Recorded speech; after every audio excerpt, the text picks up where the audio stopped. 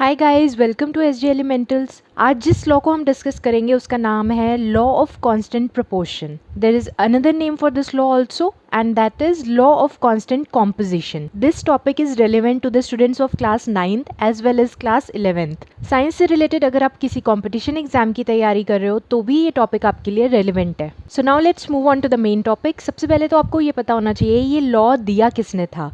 So this law was given by the scientist Joseph Proust in the year 1799।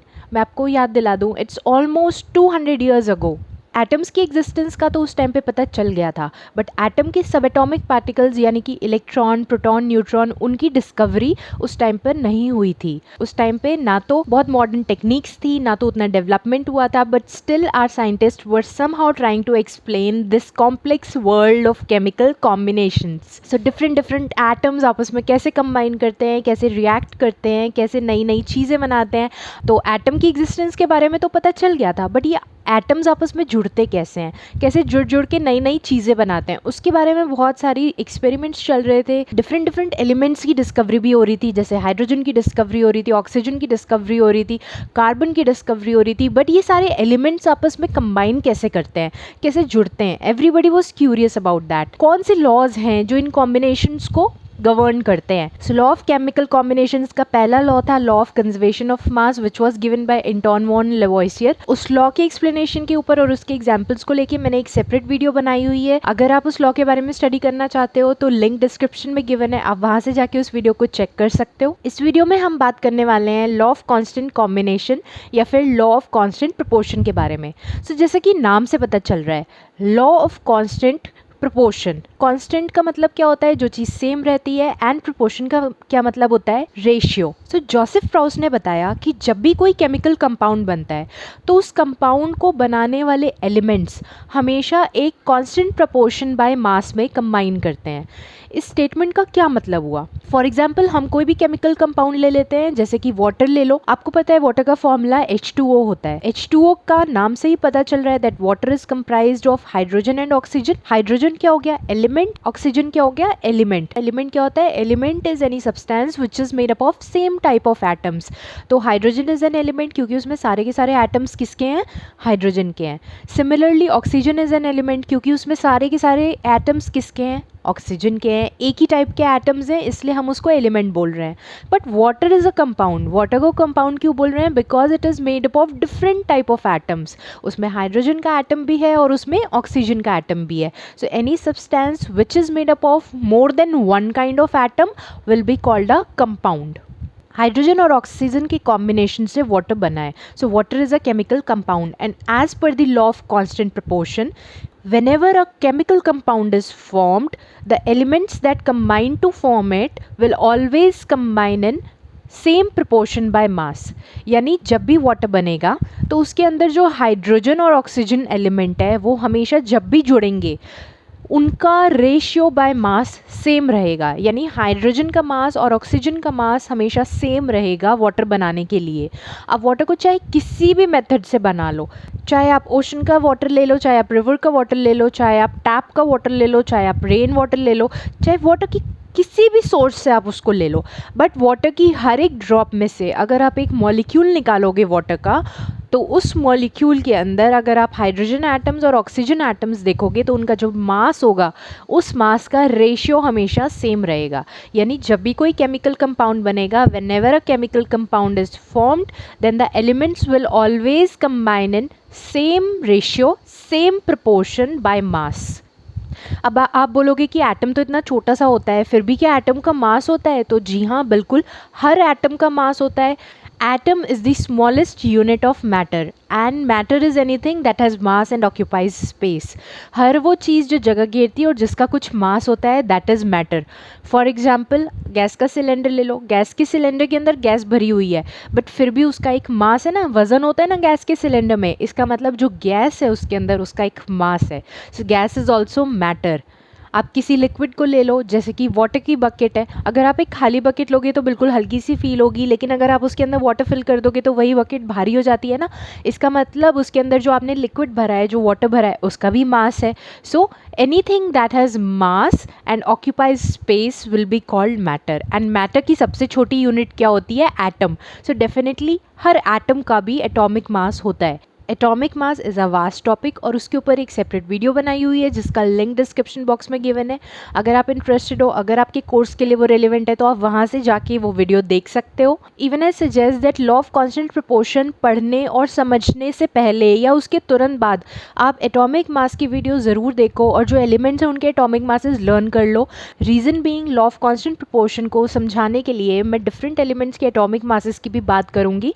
तो अगर आपने atomic mass वाली video देखी हुई है, वो टॉपिक आपने समझा हुआ है, तो आपको उन सारे एलिमेंट्स का एटॉमिक मास पहले से ही पता होगा और आपके लिए वो एग्जाम्पल समझना बहुत ईजी हो जाएगा।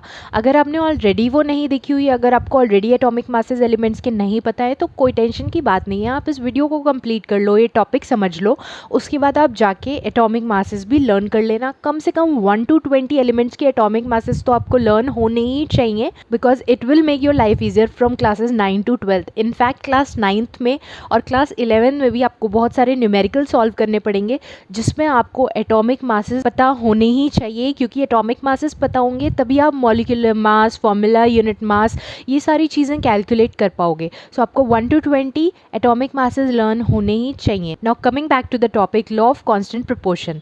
सो लॉ ऑफ कांस्टेंट प्रोपोर्शन को लॉ ऑफ कांस्टेंट कॉम्बिनेशन भी कहा जाता है। So law of constant combination क्यों कहा जाता है? Because in a chemical compound the elements will always combine in same percentage by mass. So now let's discuss an example of carbon dioxide. Carbon dioxide is made up of two elements, carbon and oxygen. So अगर आप law of constant proportion को याद करोगे, what does it state? In a chemical compound the elements are always combined in the definite proportion by mass. यानी carbon dioxide के जो elements होंगे वो हमेशा एक फिक्स्ड प्रोपोर्शन में ही कंबाइन करेंगे टू फॉर्म CO2। यानी कि कार्बन और ऑक्सीजन जो दो एलिमेंट मिल के कार्बन डाइऑक्साइड बना रहे हैं, उनका रेशियो बाय मास हमेशा सेम रहेगा। बहुत सारे डिफरेंट मेथड्स हो सकते हैं कार्बन डाइऑक्साइड बनाने के। इंडस्ट्री वाइड आप उसको किसी भी मेथड से बना लो, जो कार्बन और ऑक्सीजन कंबाइन होंगे कार्बन डाइऑक्साइड बनाने के लिए, तो हमेशा वो एक डेफिनेट रेशियो में कंबाइन होंगे, एंड दैट रेशियो इज़ 3:8। अब ये रेशियो डिटरमाइन कैसे हुआ है, कैसे निकाला है हमने? Let's try to understand the composition by mass for carbon dioxide. अब कार्बन डाइऑक्साइड में देखो आप, एक कार्बन का एटम है और 2 ऑक्सीजन के एटम है। अगर आपने एटॉमिक मास ऑलरेडी लर्न कर लिया है तो आपको याद होगा कार्बन का ग्राम एटॉमिक मास 12 ग्राम होता है एंड ऑक्सीजन का ग्राम एटॉमिक मास 16 ग्राम होता है। तो अगर कार्बन डाइऑक्साइड में एक कार्बन है और 2 ऑक्सीजन है, तो अगर आप इस पूरे CO2 का मास निकालोगे तो आप कैसे निकालोगे? आपने कार्बन के एक एटम का वजन ले लिया 12 ग्राम, ऑक्सीजन के 2 एटम्स हैं, ऑक्सीजन के एक एटम का वजन 16 ग्राम है, तो अगर 2 एटम होंगे तो उसका मास कितना हो जाएगा? 2 × 16 which is 32 gram. So 12 gram of carbon plus 32 gram of oxygen. So carbon dioxide का ग्राम मॉलिक्यूलर मास कितना हो गया? हम ग्राम मॉलिक्यूलर मास इसलिए बोल रहे हैं सिंपली बिकॉज हम मॉलिक्यूलर मास को ग्राम्स में एक्सप्रेस कर रहे हैं। सो कार्बन डाइऑक्साइड का ग्राम मॉलिक्यूलर मास कितना हो गया? 12 gram plus 32 gram which is equal to 44 gram. 12 gram और 32 ग्राम का अगर आप रेशियो निकालना चाहते हो सिंप्लीफाइड होल नंबर्स में, तो आप दोनों साइड को 4 से डिवाइड कर दो, आपका रेशियो क्या आ जाएगा? 3:8। यानी कार्बन डाइऑक्साइड में कार्बन और ऑक्सीजन का रेशियो बाय मास इज 3:8। अगर आप परसेंटेज निकालना चाहते हो कि कार्बन डाइऑक्साइड के अंदर कार्बन की कितनी परसेंटेज है और ऑक्सीजन की कितनी परसेंटेज है, सो आप सिंपली कार्बन डाइऑक्साइड में कार्बन का कितना मास है 12 gram divided by carbon dioxide का टोटल मास कितना है 44 ग्राम। सो 12 ग्राम बाय 44 ग्राम करोगे तो आपके पास कार्बन की परसेंटेज आ जाएगी। और अगर इसी तरह ऑक्सीजन की परसेंटेज आपको निकालनी है तो आप ऑक्सीजन का जो मास कार्बन डाइऑक्साइड में प्रेजेंट है विच इज़ 32 ग्राम, उसको आप कार्बन डाइऑक्साइड के टोटल मास से डिवाइड कर दो, यानी कि 44 ग्राम से। सो ऑक्सीजन की परसेंटेज कितनी आ जाएगी? 32 ग्राम बाय 44 ग्राम। अब ये जो कार्बन और ऑक्सीजन की परसेंटेज आई है, this percentage will always remain same no matter carbon dioxide को आप किसी भी मेथड से बनाओ।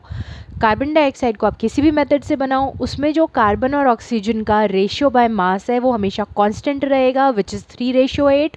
और कार्बन डाइऑक्साइड के अंदर जो कार्बन और ऑक्सीजन की प्रेजेंस है वो भी हमेशा सेम परसेंटेज में होगी। अगर आप उतना परसेंटेज कार्बन का और उतना परसेंटेज ऑक्सीजन का लेके मिक्स करोगे तभी कार्बन डाइऑक्साइड बनेगी। अब हम यहाँ पे एक एनसीईआरटी का क्वेश्चन डिस्कस कर लेते हैं। Author is saying when 3 gram of carbon is burned in 8 gram of oxygen then 11 gram of carbon dioxide is formed. What amount of carbon dioxide will be formed if 3 gram of carbon is burnt in 50 gram of oxygen? Question को एक बार फिर से explain कर देती हूँ। Author is saying that 3 gram of carbon Burns with 8 gram of oxygen. 3 gram carbon और 8 gram oxygen जुड़ते हैं तो 11 gram of carbon dioxide is formed. अब अगर मैं 3 ग्राम कार्बन के साथ 50 ग्राम ऑक्सीजन का डाल दूंगी तो कितना कार्बन डाइऑक्साइड बनेगा। और आपको ये भी एक्सप्लेन करना है कि आपने जब इस क्वेश्चन का आंसर किया है तो आपने किस लॉ का इस्तेमाल किया है। तो आपका आंसर क्या होना चाहिए? We are going to use the law of constant composition या the law of constant proportion to answer this question. ठीक है, हमारे आंसर को कौन गवर्न करने वाला है? Law of constant proportion. Law of constant proportion ने हमें ये बताया था कि जब भी कोई केमिकल कंपाउंड बनता है तो उसमें जो एलिमेंट्स होते हैं वो हमेशा फिक्स्ड रेशियो बाय मास में कंबाइन करते हैं। और मैंने अभी आपको बताया दैट कार्बन डाइऑक्साइड जब भी फॉर्म होगा तो उसमें कार्बन और ऑक्सीजन हमेशा 3 और 8 के रेशियो में कंबाइन करेंगे। तो अगर 3 ग्राम कार्बन है तो हमेशा 8 ग्राम ऑफ ऑक्सीजन ही यूटिलाइज होगा। अब ऑथर आपको 50 ग्राम ऑक्सीजन दे दे या 100 ग्राम ऑक्सीजन दे दे, अगर कार्बन 3 ग्राम है तो ऑक्सीजन उसके साथ कितना कंबाइन कर सकता है? मैक्सिमम 8 ग्राम ही कंबाइन करेगा in order to form carbon dioxide. यानी 50 ग्राम ऑफ ऑक्सीजन में से only 8 gram of oxygen will be used and the remaining 42 gram of oxygen will be left unutilized. Carbon dioxide फिर भी 11 ग्राम ही बनेगी because 3 gram of carbon will only react with 8 gram of oxygen going by the law of constant proportion और constant combination. क्योंकि जब वो 3 और 8 के रेशियो में कंबाइन होंगे तभी जो कंपाउंड बनेगा वो कार्बन डाइऑक्साइड कहलाएगा। अगर ये रेशियो चेंज होता है, ऊपर नीचे होता है, तो वो केमिकल कंपाउंड कुछ और ही बन जाएगा, वो कार्बन डाइऑक्साइड नहीं बनेगा। चलो अब एक और एग्जाम्पल डिस्कस कर लेते हैं वाटर मॉलिक्यूल का। Water molecule is what? H2O, यानी it is made up of hydrogen element and oxygen element. So it was discovered that water बनाते हुए hydrogen and oxygen element हमेशा 1:8 के proportion में ही combine करेंगे। Whatever the source of water, be it rain water, be it ocean water, be it river water, tap water, whatever, चाहे पानी का कोई भी सोर्स, चाहे आप इलेक्ट्रिसिटी का यूज़ करके हाइड्रोजन और ऑक्सीजन को कंबाइन करवा दो और वाटर बना लो, तब भी वाटर बनाते हुए हाइड्रोजन और ऑक्सीजन का रेशियो हमेशा 1:8 ही रहेगा। यानी कि 1 gram of hydrogen will combine with 8 gram of oxygen to form 9 gram of water. अब अगर आप हाइड्रोजन को 2 ग्राम कर रहे हो तो वाटर बनाने के लिए आपको ऑक्सीजन भी 16 ग्राम लेना पड़ेगा बिकॉज ये जो 1:8 का रेशियो है ये सेम रहेगा वाटर बनाने के लिए। अगर आप 3 ग्राम हाइड्रोजन ले लोगे तो आपको 24 ग्राम ऑफ ऑक्सीजन लेना पड़ेगा वाटर बनाने के लिए। सो वाटर में हाइड्रोजन एंड ऑक्सीजन हमेशा 1:8 में ही कंबाइन करेंगे। अब मैं आपको एक फिगर की हेल्प से बताती हूँ कि ऐसा होता क्यों है। सो फॉर एग्जाम्पल H2O ले लो आप, आपको H2O का एक मॉलिक्यूल बनाना है, वाटर का एक मॉलिक्यूल बनाना है। तो वाटर के एक मॉलिक्यूल में 2 हाइड्रोजन होंगी और 1 ऑक्सीजन होगी। लेकिन हमें ये भी पता है ऑक्सीजन बीइंग अ गैस वो कभी O की फॉर्म में, O का एक अकेला एटम एग्जिस्ट नहीं करता है। ऑक्सीजन O की फॉर्म में नेचर में एग्जिस्ट नहीं करती, ऑक्सीजन हमेशा O2 की फॉर्म में एग्जिस्ट करती है। तो अगर ऑक्सीजन O2 की फॉर्म में एग्जिस्ट करती है और हमें पता है कि वाटर मॉलिक्यूल में केवल एक ही ऑक्सीजन का एटम आएगा, वाटर के एक मॉलिक्यूल में एक ही ऑक्सीजन का एटम आएगा, तो यहाँ पे अगर 2 ऑक्सीजन है तो इसका मतलब वाटर मॉलिक्यूल्स भी 2 बनेंगे। तो आप 2 वाटर मॉलिक्यूल की बात कर रहे हो। अब अगर 2 वाटर मॉलिक्यूल बन रहे हैं तो आपको पता है कि वाटर के एक मॉलिक्यूल में 2 हाइड्रोजन होती हैं, लेकिन यहाँ पे वाटर के 2 मॉलिक्यूल बन रहे हैं, यानी हाइड्रोजन कितनी यूटिलाइज होंगी? 4 hydrogen, 2H2O, right. So how many hydrogens?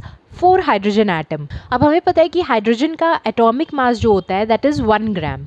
Hydrogen का atomic mass is 1 gram and oxygen का एटॉमिक मास इज 16 ग्राम। तो अगर मैं वाटर की बात करूँ, वाटर में 2 हाइड्रोजन है और 1 ऑक्सीजन है, यानी हाइड्रोजन का टोटल वेट वाटर मॉलिक्यूल में कितना हो गया 2 ग्राम, बिकॉज हाइड्रोजन के एक एटम का वजन 1 ग्राम है और वाटर मॉलिक्यूल में हाइड्रोजन के कितने एटम्स हैं, 2 एटम है, तो यानी 2 एटम्स का वजन कितना हो गया 2 gram. And mass of oxygen in a water molecule is 16 gram. तो अगर मैं वाटर मॉलिक्यूल में मास के रेशियो की बात करूं तो हाइड्रोजन का मास 2 ग्राम है और ऑक्सीजन का मास 16 ग्राम है। तो अगर 2 और 16 का आप रेशियो निकालोगे सिंप्लीफाई करके तो आप 2 से डिवाइड करोगे और आंसर आएगा 1:8, यानी वाटर का मॉलिक्यूल बनाने के लिए हाइड्रोजन और ऑक्सीजन हमेशा 1:8 की प्रोपोर्शन में ही कंबाइन करेंगे। अब मैंने आपको बोला था कि हम वाटर के 2 मॉलिक्यूल्स बनाएंगे बिकॉज ऑक्सीजन O2 की फॉर्म में एग्जिस्ट करता है। तो अगर आप वाटर के 2 मॉलिक्यूल बना रहे हो तब भी ये रेशियो कांस्टेंट रहेगा। चेक करो कैसे, क्योंकि वाटर के अगर 2 मॉलिक्यूल बन रहे हैं इसका मतलब 4 हाइड्रोजन यूज हो रही हैं, 4 हाइड्रोजन यूज हो रही हैं, इसका मतलब हाइड्रोजन का टोटल मास कितना हो गया 4 ग्राम, बिकॉज हाइड्रोजन के एक एटम का मास कितना है 1 ग्राम।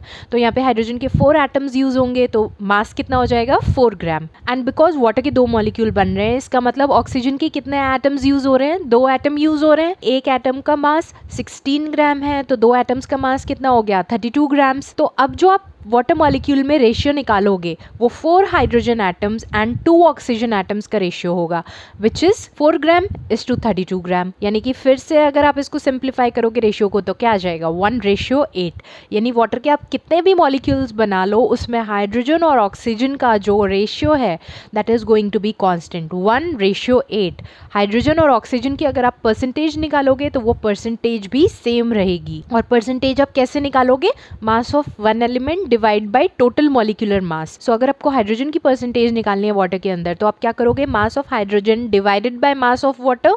Mass of hydrogen in water कितना है 2 ग्राम। अगर हम एक मॉलिक्यूल की बात कर रहे हैं तो मास ऑफ हाइड्रोजन कितना है 2 gram divided by total mass of the water molecule कितना हो जाएगा 18 ग्राम। इसी तरह अगर आपको ऑक्सीजन की परसेंटेज निकालनी है तो आप क्या करोगे, मास of oxygen atom 16 gram divided by total mass of water molecule which is 18 ग्राम, सो 16/18 ग्राम। अब ये जो परसेंटेज आएगी ये कांस्टेंट रहेगी, तो चाहे आप मास का रेशियो निकाल लो चाहे आप मास की परसेंटेज निकाल लो that is going to be constant for both the elements. So in any chemical compound the ratio by mass for the elements which are combining to make the compound will remain constant, hence law of constant proportion is obeyed। ठीक है, अब एक और NCERT question कर लेते हैं। Author बोल रहा है that hydrogen and oxygen combine in 1:8 to form a water molecule. Hydrogen और ऑक्सीजन 1 और 8 के रेशियो में कंबाइन करते हैं to form a water molecule. What mass of oxygen will be required to react completely with 3 gram of hydrogen. Question समझ में आ गया। Water बनाने के लिए हाइड्रोजन और ऑक्सीजन 1:8 में कंबाइन करते हैं, यानी अगर 1 ग्राम हाइड्रोजन है तो 8 gram of oxygen will be utilized. Now you have to find out that अगर हाइड्रोजन 3 ग्राम्स है तो कितने ग्राम ऑक्सीजन यूज होगी। तो सिंपल यूनिटरी मेथड है, अगर 1 ग्राम हाइड्रोजन 8 ग्राम ऑक्सीजन के साथ रिएक्ट कर रही है तो 3 ग्राम हाइड्रोजन कितने ऑक्सीजन के साथ रिएक्ट करेगी, 3 multiplied by 8 which is 24 gram. So 24 gram of oxygen will be required to completely react with 3 gram of hydrogen. Simple है, समझ में आ गया। अगर आपको लग रहा है कि मैं बहुत फास्ट एक्सप्लेन कर रही हूँ, अगर आपको कोई चीज़ नहीं समझ में आ रही है तो आप प्लीज़ कमेंट सेक्शन में लिख के मुझे बताओ। अगर आपका कोई डाउट है तो वो भी आप कमेंट सेक्शन में मेंशन कर सकते हो। I will try to answer your question as soon as possible. मेरा एक ही पर्पस है, आपको टॉपिक अच्छे से समझ में आना चाहिए। अगर आपको कुछ नहीं समझ में आया है तो please let me know so that I can help you with that. But before you reach out and you से कि आपको समझ में नहीं आया है, आई वुड स्ट्रांगली रिकमेंड, मैंने आपको वीडियो में जो जो बातें कही हैं आप वो पहले ध्यान में रखो। एटॉमिक मासेस पहले आप लर्न कर लो 1 to 20 एलिमेंट्स के, because that is going to make your life really easier. And law of constant proportion का अगर कोई भी न्यूमेरिकल आता है तो उसको सॉल्व करने में आपको काफ़ी ईजी होगा। अब हम एनसीईआरटी क्लास 9 का एक और क्वेश्चन डिस्कस कर लेते हैं जिसमें author is asking us to find the percentage of 2 elements in a given compound. तो चलो देखते हैं क्वेश्चन में हमें क्या क्या चीज़ें गिवन है। Read it with me. A 0.24 gram sample of compound of oxygen and boron was found by analysis to contain 0.096 gram of boron and 0.14 0.44 gram of oxygen. Calculate the percentage composition of the compound by weight. So आपको question में क्या क्या given है, एक compound given है boron और oxygen का जिसका वेट 0.24 ग्राम गिवन है, आपको बोरॉन का वेट गिवन है 0.096 ग्राम एंड आपको ऑक्सीजन का भी वेट गिवन है 0.144। तो अगर आपको परसेंटेज निकालनी है इन दोनों एलिमेंट्स की तो आप सिंपली क्या करोगे, mass of the element divided by total mass of the compound. तो यहाँ पे आपको मास इन ग्राम गिवन है, आपको एलिमेंट का भी मास गिवन है, आपको कंपाउंड का भी मास गिवन है। तो सबसे पहले बोरॉन की परसेंटेज निकाल लेते हैं। चलो, अब बोरॉन का मास कितना है 0.096 और कंपाउंड का मास कितना है 0.24 ग्राम। तो अब अगर आपको परसेंटेज निकालनी है तो आप क्या करोगे, mass of boron divided by mass of the compound, यानी 0.096 divided by 0.24 and because percentage निकालनी है तो आप मल्टीप्लाई बाय 100 भी करोगे। सो दैट गिव्स यू 40%, यानी जिस कंपाउंड की बात हो रही है उसके अंदर बोरॉन 40% प्रेजेंट है। अब इसी तरह आप ऑक्सीजन का निकाल लो। ऑक्सीजन का मास 0.144 ग्राम गिवन है एंड कंपाउंड का मास 0.24 ग्राम गिवन है। तो अगर आपको ऑक्सीजन की परसेंटेज निकालनी है तो आप क्या करोगे, मास of oxygen divided by mass of the compound, यानी कि 0.144 डिवाइडेड बाय 0.24 ग्राम, यानी कि आपके पास आ जाएगा 60%। सो जिस कंपाउंड की बात हो रही है उसमें बोरॉन 40% प्रेजेंट है एंड ऑक्सीजन 60% प्रेजेंट है। आई होप आपको ये क्वेश्चन समझ में आया होगा और ये टॉपिक भी समझ में आया होगा। डिफ़िकल्ट तो नहीं लग रहा। अगर कुछ भी समझ में नहीं आया है, अगर कोई भी प्रॉब्लम लग रही है तो आप कमेंट सेक्शन में लिख के मुझे बताओ so that I can help you. अगर ये वीडियो आपको अच्छी लगी, आपको टॉपिक समझ में आ गया, आपको न्यूमेरिकल भी समझ में आ गए तो वीडियो को लाइक कर देना अभी के अभी और चैनल को सब्सक्राइब कर लेना। वीडियो के नीचे जो डिस्क्रिप्शन बॉक्स है वहाँ पे जाके आप देख सकते हो जिस भी टॉपिक का आपको रिविजन करना है या आपको समझना है वो टॉपिक, उस वीडियो का लिंक आप डिस्क्रिप्शन बॉक्स से चेक कर सकते हो और उसको वॉच कर सकते हो। अगली वीडियो में एक नए टॉपिक के साथ फिर से मिलेंगे, तब तक के लिए bye bye, take care, I wish you all the best.